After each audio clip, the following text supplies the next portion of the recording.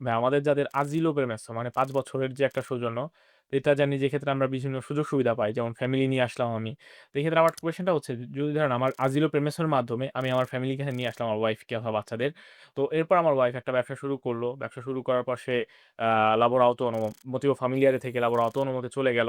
তো ওই সময়টাতে কি আমি আমার ওয়াইফের সাপোর্ট নিয়ে মানে তার যেহেতু একটা রেডিতো আছে বা একটা ব্যবসা আছে, তো আমি কি তার সাপোর্ট নিয়ে তখন আমি আমার আজিলোটাকে কনভার্ট করে মোতিও familiare করতে পারব কিনা? না, আজিলো কনভার্ট করা যায় না, একদম সিম্পল কথা। কারণ এই স্ট্যাটাসটা পার্মানেন্ট। ওকে। একদম পার্মানেন্ট স্ট্যাটাস, এটা তুমি চেঞ্জ করতে পারছো না কোনোভাবেই। কারণ তুমি যদি ওয়াইফের মাধ্যমে motivo familiare করতে যাও, comunque una conversione, জি। হ্যাঁ? una conversione। সুতরাং তুমি যা করো আজিলো দিয়ে, সবসময় permesso রেফারেন্স কি হবে? আজিলো। আজিলো। তো এজন্য আজিলো থেকে শুধুমাত্র কি করা যায়? কার্তা করা যায়। কার্তা করা যায়। এবং কার্তার নিচে দেখবে annotazione থাকে, ইন্টারন্যাশনাল প্রোটেকশন এর একটা ব্যাপার থাকে, লেখা থাকে সবকিছু। সো এজন্য যে বা যারা আজিলো পেরমিসো পেয়েছেন, ফ্যামিলি চলে এসছে, তাদের এই ধরনের উদ্ভট চিন্তা করার দরকারও তো নেই। কারণ ৫ বছর শেষে রেসিডেন্স থাকলে চিটাদিন আসার সুযোগ আসছে। সুযোগ আসছে। সেই সুযোগে আবার ফ্যামিলিতে উপকৃত হতে পারে। সো অবশ্যই। আজিলো চেঞ্জ করায় কোনো আমি সুযোগ দেখি না, বরঞ্চ সুবিধা দেখি না, অসুবিধাই বেশি দেখি। কারণ ফ্যামিলি চলে আসছে, তুমি কেন আজিলো চেঞ্জ করার কথা মাথায় আনবা? আর এবার তো চেঞ্জ করার মাথায় আনার সুযোগও নেই, কারণ তুমি করতে পারছো না এটা। করতে হবে। তাহলে এই ক্ষেত্রে যারা ধরেন চিন্তা করেছিল যে আমি আজিলো কনভার্ট করে যখন কার্তা পেয়ে যাব, তখন যে আমি চলে যাব দেশে এটারও আসলে ফলে সুযোগটা থাকছে না। অ্যাকচুয়ালি একটা বাংলাদেশী হই বা যেকোনো দেশই হই, এই ইতালিতে যারা স্ট্যান্ডার্ড হিসেবে একবার ঢোকে, তাদের ১ম থেকে শেষ পর্যন্ত প্রত্যেকটা বিষয় কিন্তু কি থাকে? নোটেড নোটেড থাকে। থাকে। তো আমি পেরমেসো পেয়েছি।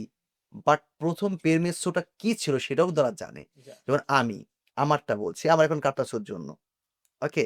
কিন্তু আমি ১ম পেরমেসো পেয়েছি কি? Assistenza minor ওকে। Articolo 31 পেরমিসো পেয়েছিলাম। তো আমার এই ব্যাপারটা কুইস্টোরায় গেলে ঠিকই কিন্তু ওরা জানে যে আমার ১ম পেরমিসো কোত্থেকে আসছে। সো এই হচ্ছে কথা। তো আজিরও যাদের, তারা কোনোভাবেই সেখান থেকে পালাতে পারছেন পারছে না। না।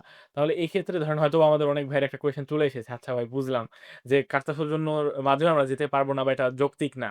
তাহলে আমি যখন চিত্তাধীন ইতালিয়ানো হয়ে গেলাম, আমার পাসপোর্ট আছে। হ্যাঁ, এখন এই তো ভালো প্রশ্ন। চমৎকার প্রশ্ন করেছ, যাতে করে মানুষের মনের পরিপূর্ণ প্রশ্নগুলোর উত্তর পেয়ে যায়। পেয়ে যাই। তুমি যখন চিত্তাধীন, ওকে? তাহলে তোমার যে চিত্তাধীন হওয়ার শর্ত কি ছিল? ৫ বছর রেসিডেন্স। জি। পেয়েছো? পেয়েছো। এখন তুমি কি কোথাও যেখানেই ট্রাভেল করো, পেরমিস তো তোমার দরকার হয় আর? না, তা তুমি কি দিচ্ছ? পাসপোর্ট।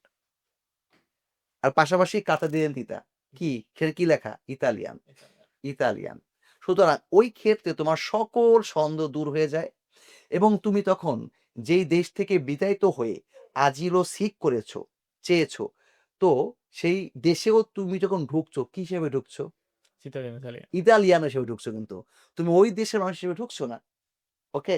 জি। তবে অবশ্যই এভয়েড করব যদি আমি আসলেই যেই কারণে দেশ ছেড়েছিলাম, সেই কারণ এখনো ওখানে বিদ্যমান থাকে, আমার জীবনের ঝুঁকি থাকে, আমি ইতালিয়ান হয়েও তো যাওয়ার সুযোগ দেখছি না। দেখছি। ওটা ভিন্ন কথা। কিন্তু তুমি আজিলো থেকে ইতালিয়ান হয়ে আজিলোর যে অনেকে মনে করে অভিশাপ, এটা থেকে মুক্ত হয়ে যেতে পারো তুমি চাইলে।